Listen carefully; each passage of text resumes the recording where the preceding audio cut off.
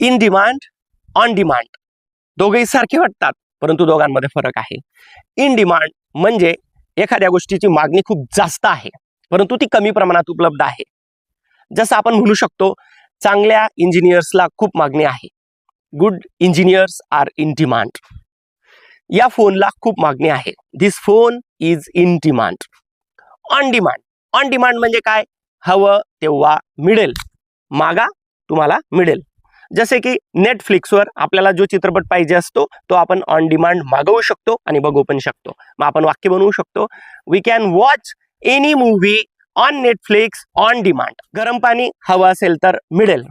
Hot water on demand. थोडक्यात in demand म्हणजे खूप जास्त मागणी आहे आणि ती वस्तू कमी प्रमाणात उपलब्ध आहे. ऑन डिमांड म्हणजे वस्तू उपलब्ध आहे, मागा मिळणार. जर का इन डिमांड आणि ऑन डिमांड मधला फरक आपल्याला कळला असेल तर चांगल्या शिक्षकांना खूप मागणी आहे या वाक्याचं इंग्रजी आपण कमेंट करून कळवा. आणि माहिती महत्त्वपूर्ण वाटल्यास असेच माहिती देणारे व्हिडिओज पाहण्यासाठी like, share, subscribe and follow